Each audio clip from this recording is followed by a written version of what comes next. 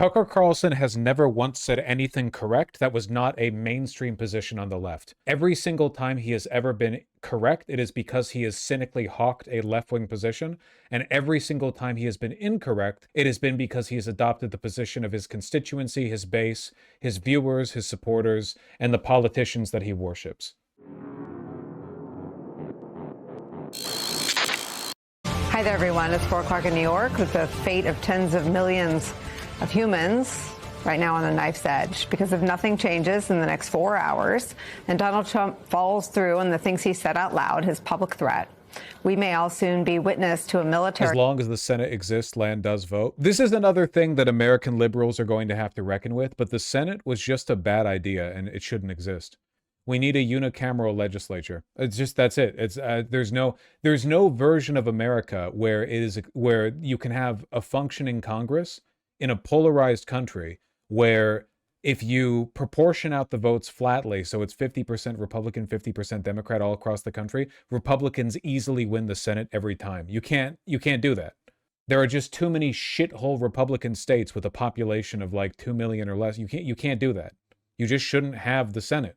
Or strip its ability to block bills. Every other country with an upper legislature doesn't let it totally stop bills. I mean, you can reform it all you like. Something has to change. Assault so generationally and intentionally brutal that war crimes aren't just possible, but they become U.S. policy. But again, that is only if you take Donald Trump at his word. That's risky. In the lead up to his 8 p.m. Eastern deadline for Iran. In a morning message, wholly unlike anything ever uttered by any American president under any circumstance ever, Donald Trump posted this, quote, "A whole civilization will die tonight, never to be brought back again. I don't want that to happen, but it probably will. However, now that we have complete and total regime change, where different, smarter, and less radicalized minds prevail, maybe something revolutionarily wonderful can happen. All caps, who knows?" That message, which is in and of itself crazy and contradicts itself over the course of fragments and sentences, did have the impact of sending a tremor across the globe. I appreciate that. I don't know. So many talking heads just brush by Trump's insanity. I guess I prefer the honesty and sincerity of a person looking at the message and going like, well, okay. You know, like there's not really like a calm way to engage with any of this, I don't think. The aftershocks of which we're still registering as we come on the air. Guys, nothing's going to happen tonight. I want to make it clear. Even if Trump backs out, something already did happen today. Like, I know it seems as though, again, most people only noted the downfall of the Russian Empire, not Russian Empire, my apologies, the Roman Empire when nobody showed up to fix their broken bridge, like years after it broke, you know? That's it, right? It seems like everything's moving in slow motion because you're experiencing history from the present. But from the perspective of future historians, everything will have happened very quickly. Pax Americana fell. Not to say it took only a couple of years, but like the worst part of it seems like it's accelerating really quickly over the span of a couple of years. The worst part of it for now, at least. First, as it relates to the possibility of a peaceful resolution, the Wall Street Journal cites Middle Eastern officials in reporting this, that Iran cut off direct communications with the United States of America over that post, though talks with ceasefire mediators continue. A state-run Iranian newspaper is denying such reports, although 2 diplomats from the region tell MS Now that the chances of the U.S. and Iran reaching a deal before tonight's deadline today are low and that the two sides remain far apart in the talks. As embassies across the Middle East urge American citizens there to take care, hundreds of Iranians are assembling at sites of major infrastructure. They're forming human shields at the behest of some Iranian officials in front of power plants that could be the targets of U.S. strikes. A separate Iranian news agency reported earlier that air defenses have been activated. There's an old Hemingway quote that's attributed to the fall of empires. They fall slowly at first, then all at once. I feel like that's how it is with everything. Bridges slowly crumble over decades and then fall in minutes, you know? An elderly person slowly gets in worse health over years and years, and then over the course of 1 month, they go from walking around to being dead. It's kind of how it works with everything, right? over Tehran, with fighter planes flying low over the city. Meanwhile, U.S. Central Command published this video earlier. It's a video of Navy jets taking off from the USS Abraham Lincoln in the region.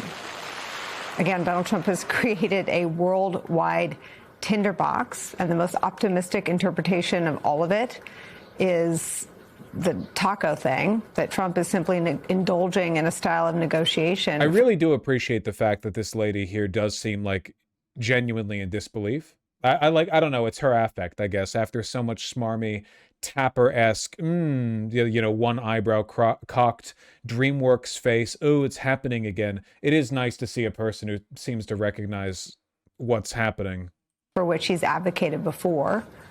It's also called the madman theory, a geopolitical strategy that elevates unpredictability above other infinitely more reasonable orientations. But whether or not Trump follows through or punts the deadline or finds an off-ramp or strikes a deal, we should be clear-eyed about what is an historic nexus today of bright red lines that have already been crossed. For the Iranian people to threaten that, quote, a whole civilization could, quote, die tonight?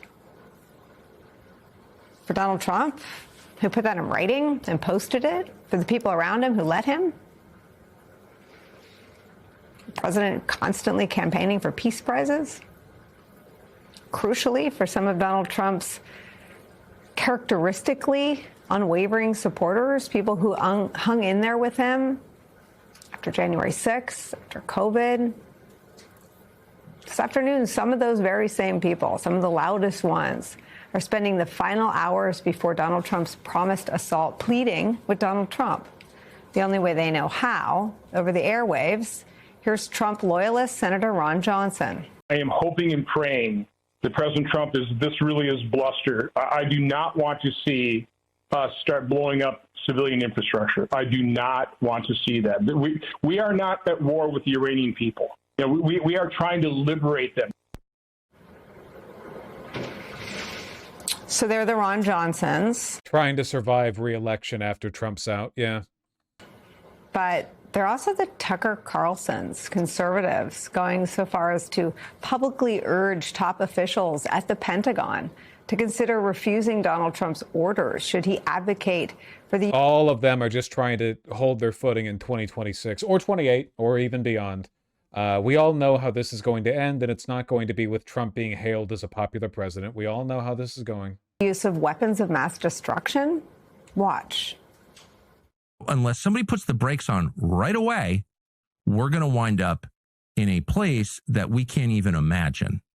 Not just Iran, us and the rest of the world. And so that means, because this is obvious to anyone who's paying any attention, that if you work in the White House or in the U.S. military, now it's time to say no, absolutely not, and say it directly to the president, no. In case you're thinking about using some weapon of mass destruction against the population of Iran, in whose name we liberated Iran, we killed their religious leader for their benefit. Do you remember that? This was last month. Those people who are in direct contact with the president need to say, no, I'll resign. I'll do whatever I can do legally to stop this because this is insane. And if given the order, I'm not carrying it out. Figure out the codes on the football yourself because everything hangs in the balance right now. This is not hysteria. This is 100% real. This is not hysteria. This is 100% real. Quote from Tucker Carlson. He's been right too many times. Tucker Carlson has never once said anything correct that was not a mainstream position on the left. Every single time he has ever been correct, it is because he has cynically hawked a left-wing position. And every single time he has been incorrect, it has been because he has adopted the position of his constituency, his base, his viewers, his supporters, and the politicians that he worships. Now, even if the situation doesn't rise to that level, and Americans of all political persuasions, people around the world certainly are hoping that it does not, as we said, a lot of damage has already been done.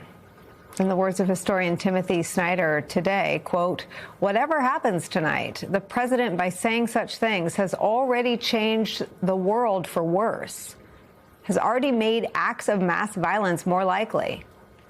If we are Americans, he has already changed our country. He has changed us because he represents us. We voted for him, or we didn't vote for him and allowed him to come to power, or we didn't do enough to stop him. These words are America's words until and unless Americans reject them, end quote. Clippers?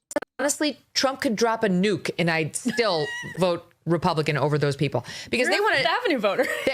In some ways, I really am. But honestly, what they want to do is nuke our own country. You know, it's like the open border, what they're doing to children, all that stuff is still they would do it all if put back in power. And I think most Republicans know that. Well, at least she's on it. This woman's a pedophile. That is true. She is a pedophile. She's admitted to holding pedophilic positions. Yeah, she defended Trump raping children explicitly. Not like she navigated around it, but she was like, if it's only 15-year-olds. She said that. She said that on air into a microphone. Yeah, she did. Yeah, she did say that. She called 15-year-olds barely legal. Oh, that's true. She did. Incredibly funny. Barely legal 15-year-olds. Jesus Christ. Live UA map Iran. Apparently massive strikes reported in Tehran. Really conducive to securing a ceasefire. Not reported here. Maybe they'll pop up soon. I don't know if this is filler given how much else is going on, but this got published earlier today. Imagine being the Artemis crew and we use a nuke. If nothing else, if they're in the right place, we will get some historic iPhone photos.